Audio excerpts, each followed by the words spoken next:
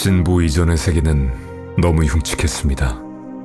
孤独, 빈곤, 잡다한 질병, 복잡한 감정과 여러 가지 유혹들, 이런 것들이 불행을 초래했고 세계를 안정시키지 못했죠. 그러나 우린 해냈습니다. 지금은 모두가 행복하고 세계는 안정화됐습니다. 멋지지 않나요?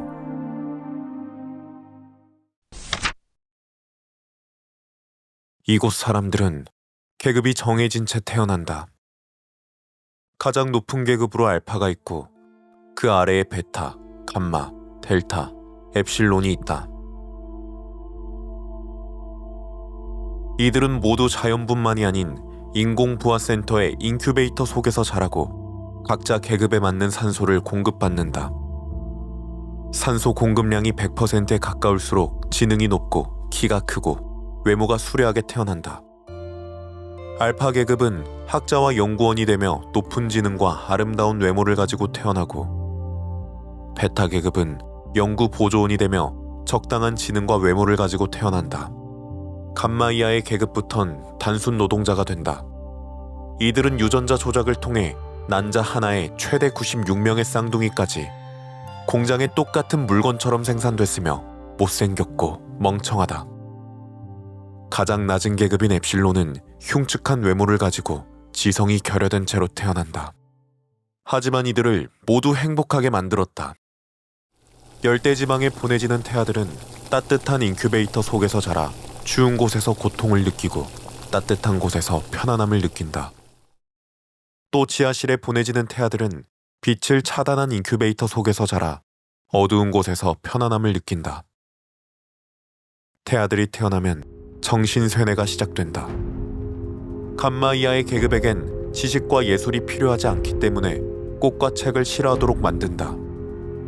꽃과 책이 놓인 방에 아이들을 놓고 소음과 전기 충격을 가하면 그들은 평생 책은 소음, 꽃은 전기 충격이라 생각하며 살아간다.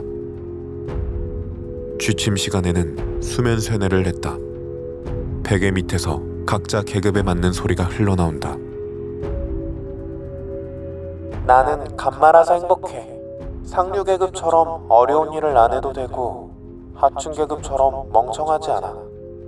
나는 감마라서 행복해. 나는 감마라서 행복해.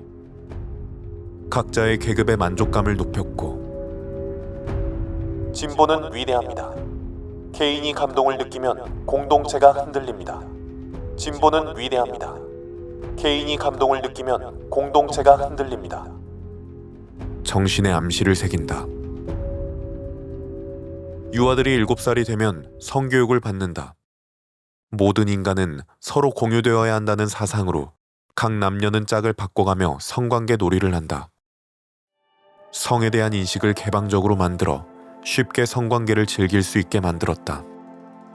이러한 암시의 총체는 이성의 총체가 된다.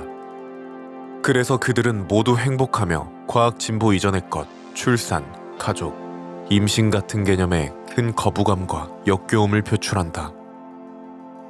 또 이곳엔 부작용이 없는 마약 소마가 있다. 소마 1g이면 편안한 행복을 느끼고 2g이면 지상낙원에 있는 기분이 든다. 이들은 일과를 마치면 모두 소마를 먹으며 파티를 즐기고 골프를 치고 영화를 보고 밤마다 애인을 바꿔가며 관계를 맺었다.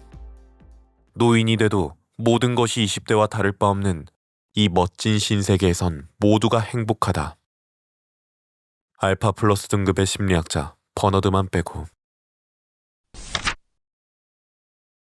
버너드는 하층 계급처럼 못생겼고 키가 작았다. 소문에 의하면 버너드의 인큐베이터 속에 작업자가 실수로 알코올을 부었다고 한다. 그는 같은 알파 등급에게 무시당했고 심지어 하층 계급이 자신을 깔보는 것 같다는 느낌도 받았다. 버너드는 지위를 인정받고 있는 다른 알파 등급 사람들을 무척이나 부러워했다. 모두가 자유롭게 하는 연애를 버너드만 못했고 그가 데이트를 신청하면 여자들은 정색했다.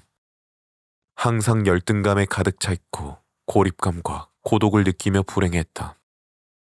그래서 그는 이런 문명에 반감이 생겼다. 또 심리학자인 버너드는 다른 사람들이 툭하면 뱉는 말. 진보는 위대하죠. 이 말이 13살부터 17살까지 일주일에 500번씩 수면쇠내 시킨 말인 걸 알고 있고, 전 자유로워요. 즐겁게 살고 있으니까요. 이 말이 14살부터 16살까지 일주일에 200번씩 수면쇠내 시킨 말인 걸 알고 있다. 이들은 모두 세뇌에서 벗어날 수 있는 사유를 할 능력이 없었다. 버너드는 정신교육에 잘 길들여진 자신과 다른 사람들을 보고 이것이 정말 자유인지 의심을 품고 있었지만 그 감정을 표현하진 못했다. 그래서 버너드는 소마를 먹지 않았다. 기분이 좋지 않을 때 오히려 자기 자신에 더 가까워진다는 느낌을 받았다. 베타 등급의 레니나는 버너드에게 호감이 있었다. 그녀는 그의 작은 키를 귀엽다고 생각했다. 또 진보 이전 형태를 유지하는 야만인 보존구역에 호기심이 있었는데 그곳에 갈 수 있는 자격을 심리학자인 버너드는 가지고 있었기 때문에 버너드에게 데이트를 제안했다. 둘은 야만인 보존구역에 가기로 약속했고 버너드는 출입 허가를 받으러 국장님실에 갔다. 야만인 보존구역이라... 나도 20년 정도 전에 사귀던 린다와 그곳에 갔었지.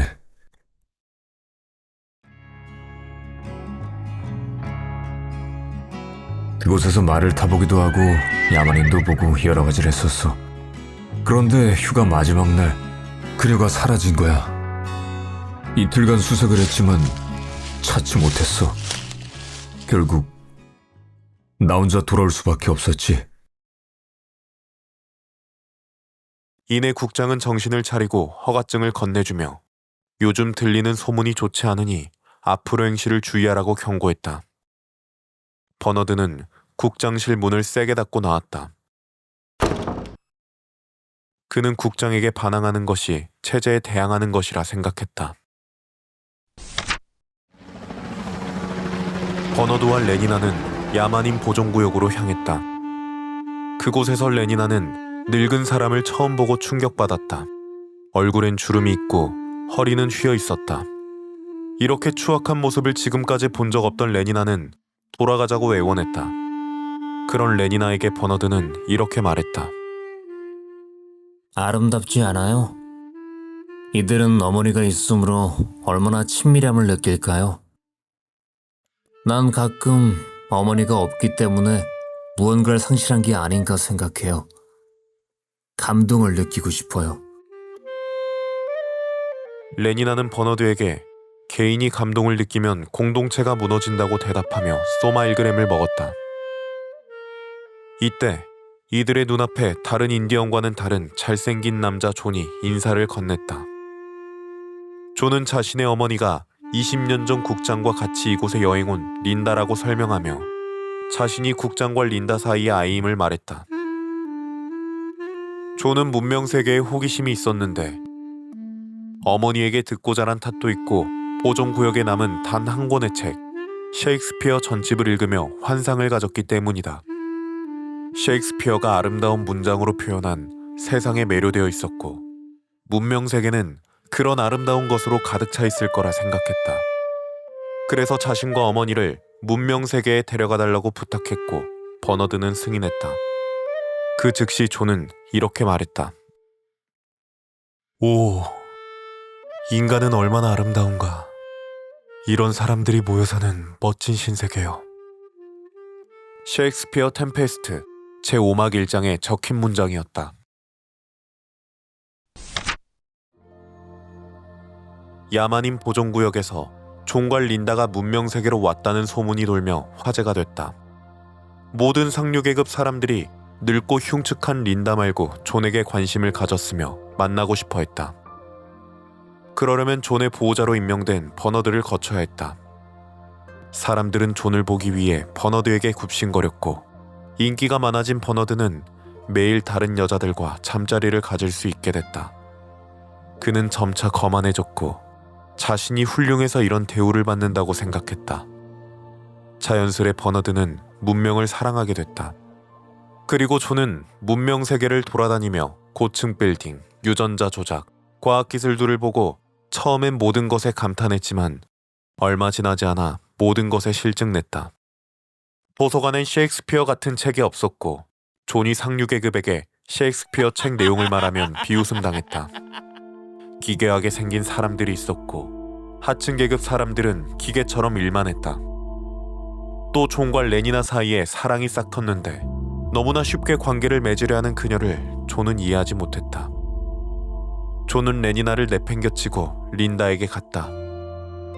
린다는 아무런 활동 없이 소마만 먹으며 병원에서 죽어가고 있었다.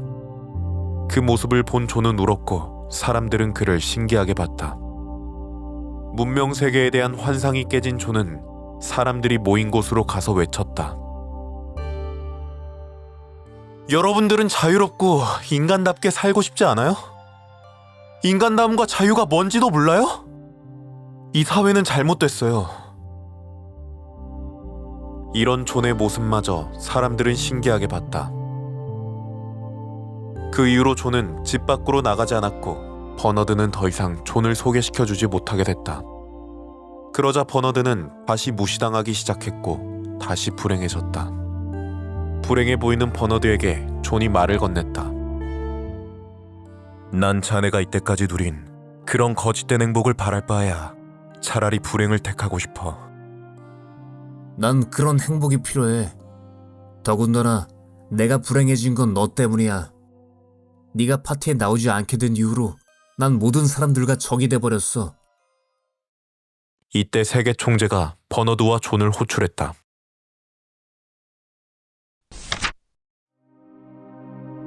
총재는 우선 버너드를 아이슬란드 섬으로 추방하겠다고 말했다. 아이슬란드 섬은 문명 세계에 적응하지 못한 강한 자기주의적인 개성을 지닌 사람이 가는 감옥 같은 섬이다. 총재는 버너드의 이단적인 생각을 국장에게 보고받고 알게 된 것이다. 버너드는 그 즉시 죄송하다고 빌며 한 번만 봐달라 했지만 총재는 무시하며 존에게 말을 건넸다. 문명 세계는 어떠신가? 끔찍합니다. 이곳은 왜 생각하고 실패하고 불행해볼 기회를 주지 않나요?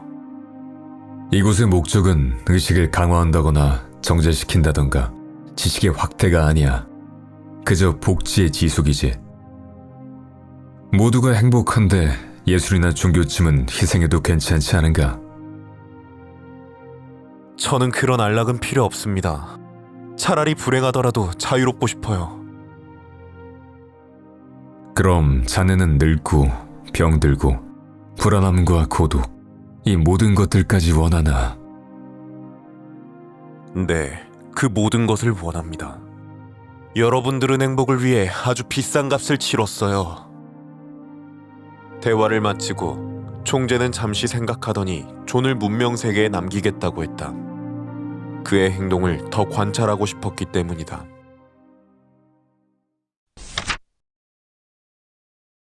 그 이후 존은 사람들을 피해서 숨어 다녔고 자신이 문명이란 비에 맞고 더러워졌다고 생각했다. 그래서 하루 종일 무릎을 꿇고 기도한다던가 십자가에 매달린 것처럼 양팔을 펼치며 오랫동안 고통을 참아냈다. 존은 그 행동이 더러운 문명을 씻어내는 것이라 생각했다. 한편 사람들은 매일 존의 은신처를 찾아내서 찾아갔다.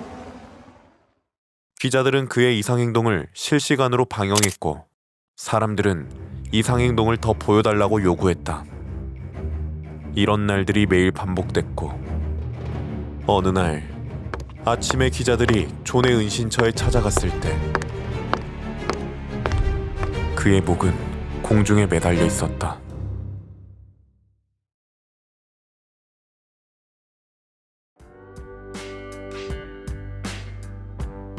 멋진 신세계는 1932년 올덕 석슬리가 출간한 SF 디스토피아 소설이다.